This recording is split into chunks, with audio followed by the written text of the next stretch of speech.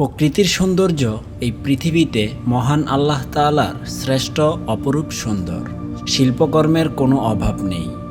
অসংখ্য নানা রঙের পাখপাখালির কলরবে মুখরিত আমাদের এই প্রকৃতি। প্রতি মুহূর্তে আমাদের চারপাশে হাজারো নানা রঙের অদ্ভুত সব পাখপাখালি আমাদের চোখের সামনে ভেসে ওঠে, যার মধ্যে কিছু পাখি আমাদের পরিচিত, আবার কিছু পাখির নাম হয়তো আমরা জানি না। পৃথিবীতে এ পর্যন্ত 10,000-এর অধিক প্রজাতি ও 22,000 উপপ্রজাতির 19 মিলিয়নেরও অধিক পাখি তালিকাভুক্ত করা হয়েছে। তার মধ্যে সবচেয়ে ক্ষুদ্রতম পাখি হামিংবার্ড।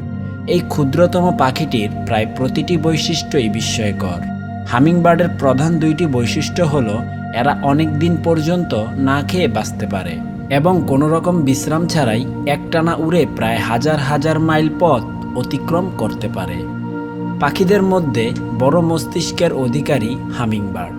এদের মস্তিষ্ক এত তীক্ষ্ণ যে এরা কোন কোন ফুল থেকে মধু খেয়েছে এবং কবে আবার মধু আসবে এটা মনে রাখতে পারে, যা অন্য কোনো পাখিদের মধ্যে এই বৈশিষ্ট্য নেই।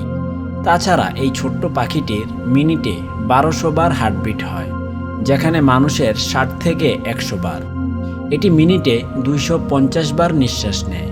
হামিংবার্ড হাঁটতে পারে না, তবে এরাই একমাত্র পাখি যারা সামনে, পেছনে, ওপরে ও নিচে সব দিকেই পূর্ণ গতিতে চলাচল করতে পারে। হয়তোবা এদেরকে অনুকরণ করেই ড্রোনের আবিষ্কার করা হয়েছে।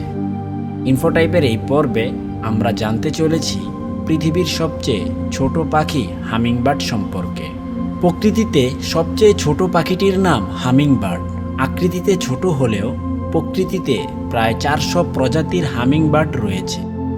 ক্যারিবীয় দ্বীপপুঞ্জ, ক্রান্তীয় রেইনফরেস্টে এদের বসবাস। হামিংবার্ডের ওজন মাত্র 1.5 থেকে 2 গ্রাম। এরা এতই দ্রুত চলাফেরা করে যে উড়ন্ত অবস্থায় এদের ঝাপসা দেখায়। আধুনিক ক্যামেরায় ধীরগতিতে দেখলে এদের জীবন সম্পর্কে সঠিক ধারণা পাওয়া যায়। এর বৈজ্ঞানিক নাম মেলিসুজা হেলিনি। এদের দেহে প্রায় 9 শতাধিক পালক রয়েছে। এদের চলার গতি 30 থেকে 45 কিলোমিটার। এদের গতিশীল জীবনে শক্তি যোগাতে প্রচুর পরিমাণে খাবারের প্রয়োজন হয়। তারা প্রতি 10 মিনিট অন্তর খাবার খেয়ে থাকে, ফলে প্রতিদিন গড়ে 1000-এর বেশি ফুলে উড়ে বেড়ায়। লম্বা ফুল থেকে মধু খাওয়ার জন্য লম্বা ঠোঁট এর সঙ্গে লম্বা জিহ্বা রয়েছে, যার কারণে ফুলের ভেতর থেকে সহজেই মধু সংগ্রহ করতে পারে। এই মধু সংগ্রহ করে তারা জীবন ধারণ করে থাকে। মৌপায়ী বলে এদেরকে মৌ হামিংবার্ডও বলা হয়।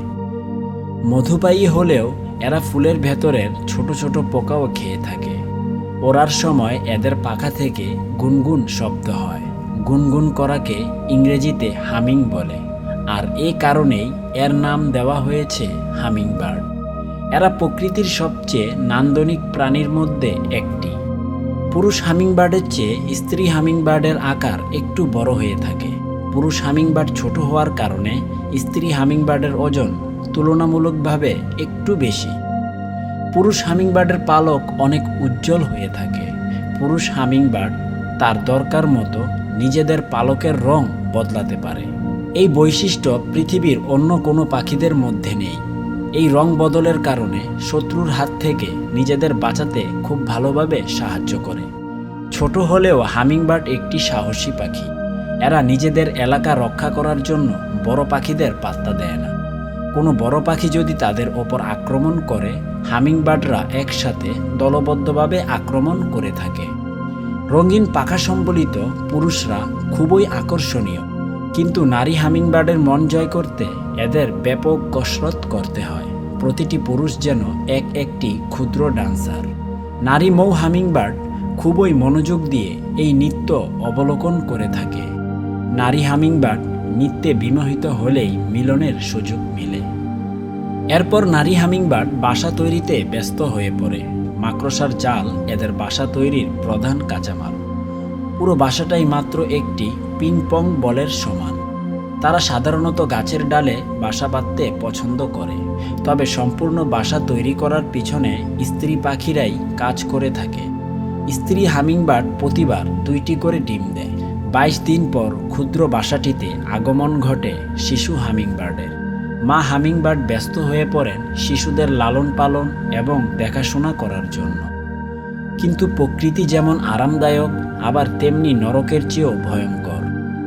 ক্যারিবীয় দ্বীপপুঞ্জ পৃথিবীর সবচেয়ে ঘূর্ণিঝড় প্রবণ অঞ্চল। এখানে বাতাসের গতিবেগ ঘন্টায় 250 কিলোমিটার পর্যন্ত থাকে।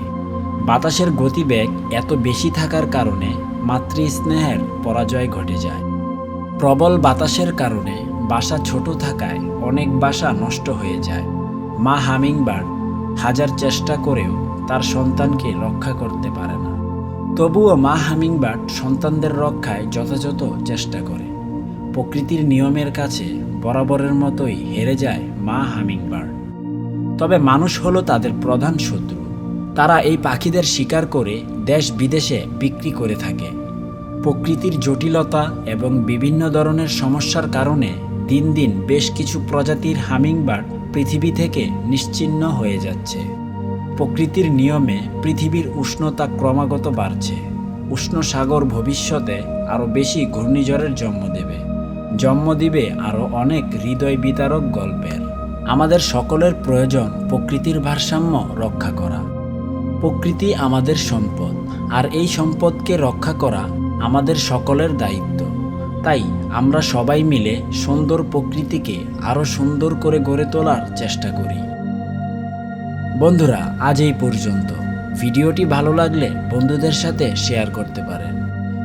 পরবর্তী ভিডিও পেতে আমাদের চ্যানেলটি সাবস্ক্রাইব করে পাশে থাকা বেল আইকনটি প্রেস করুন। সকলেই ভালো থাকুন, সুস্থ থাকুন, নিরাপদে থাকুন। আল্লাহ হাফেজ।